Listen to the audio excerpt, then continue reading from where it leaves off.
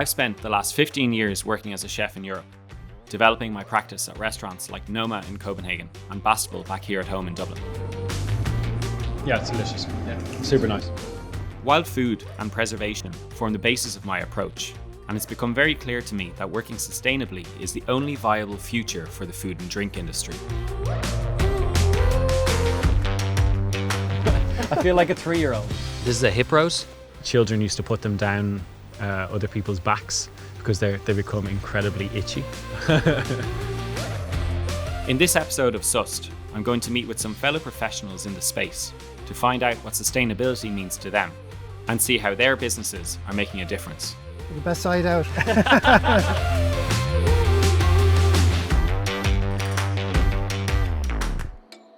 First up, some coffee. I'm heading to a cafe in the IFSC owned by Karl Purdy, who set up Coffeeangel from the back of a van in Howth in 2004. Its success has brought 5 outlets in Dublin city centre, with Karl taking learnings along the way from his first cafe in Belfast, which was a roaring success, and a restaurant in Dublin, which was not so successful. So the perfect person to chat to about setting up a sustainable food business. With myself at the moment, I'm at a stage of transition. I'm opening a restaurant. And congrats. You probably think I'm crazy having just, no better man. Been through it, but it's something I'm really excited about too. It's something I've wanted to do since I was 15 years old. Yes. I think we have a responsibility now to look at, while building a restaurant, the materials, and as an operating business, how do you kind of look at those responsibilities and bring that forward? There's so many things about our business that can be improved. I'm a huge believer in not ticking boxes. Yeah, how to make that earnest. I think it's important. In order to do it correctly, it has to, mean something, right? Absolutely. And I think there's a lot of catchphrases, things out there today which sound great. For us, I think we try to stay true to doing things that actually do make a difference. And we have the choices of getting recyclable cups or compostable cups. And for where we are, we're in the city centre, and to me, going with compostable cups, whilst it may be a good idea, it's not really practical for where we are. It's kind of ticking a box that I shouldn't say doesn't need ticking. It just can't be ticked. There's no composting infrastructure within the city, within the country. On a commercial level. The retail coffee bags that you take home and you open up and you do your thing. Traditionally, they've always had like a foil lining and kind of paper or plastic on the outside and a zipper and a little valve for CO2 to escape. And there's a lot of products on the market that are compostable. And we wanted to transition to something again that was more sustainable. So we have been working with our coffee roaster in Belfast on this project since 2019, and we got in as many of the compostable materials as we could get.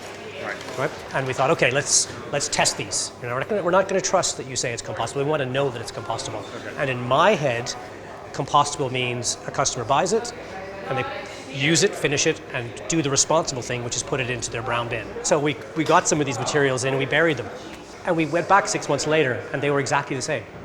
No change, no degradation. They were dirty, but they were exactly as we'd put them in. So we went back to the companies and asked. So you told us these were compostable, biodegradable. And they're like, well, they are. And I said, well, no, we buried them for 6 months, and they're exactly the same. There are 3 layers which would need to be mechanically separated.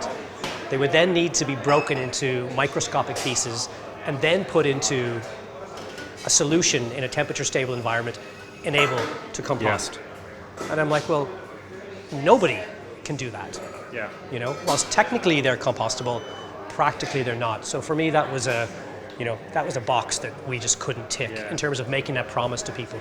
So we spent a couple of years, and we finally found a brand new material. It's called a mono material, and it is 100% recyclable, from the ink that's on it, from the zipper on the bag, from the valve that releases CO2.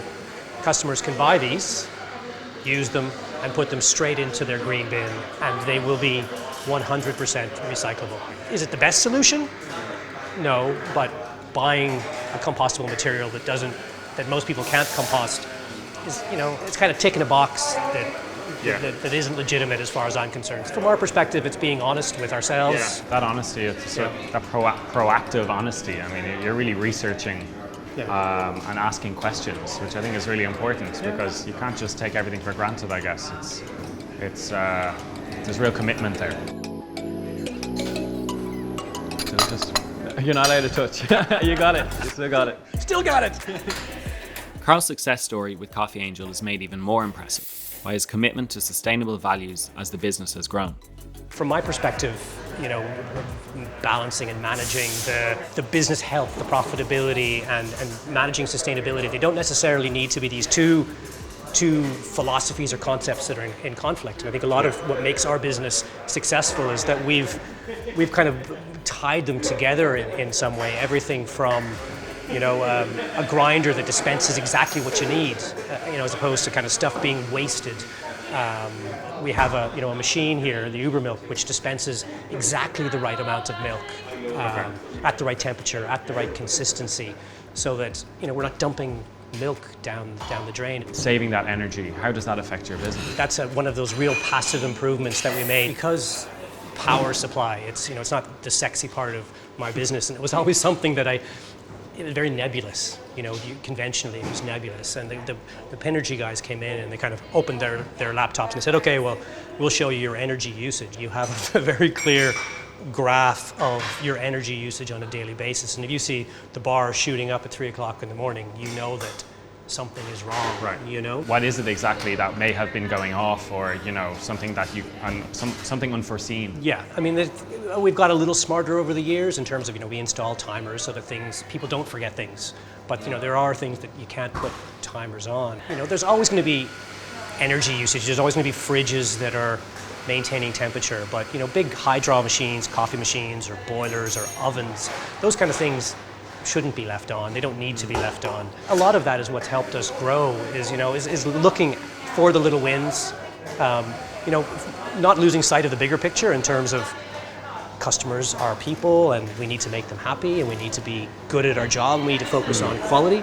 But behind the scenes, the stuff that your team shouldn't really have to worry about, those are I think that's my job now, is making sure that their jobs are easier, and that I can cherry pick the little wins where I can find them. And something like Pinergy, that's an easy win.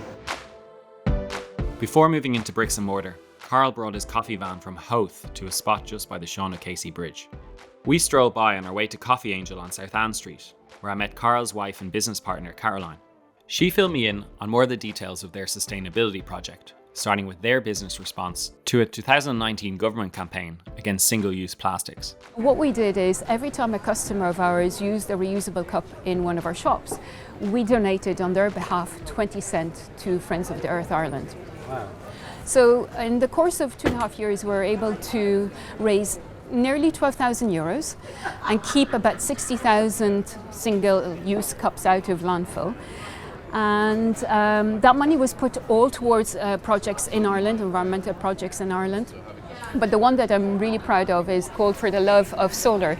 And basically with that, we were able to put solar panels on schools across Ireland, helping them to become more sustainable and environmentally friendly. I guess we all have our own responsibility to, make a difference, make an impact. And are there any other ways that you guys have looked to, create that? We decided to move to oat milk, which is a much more friendly on the environment. It's a lot more user-friendly, both in terms of water usage, CO2 emissions, and energy usage.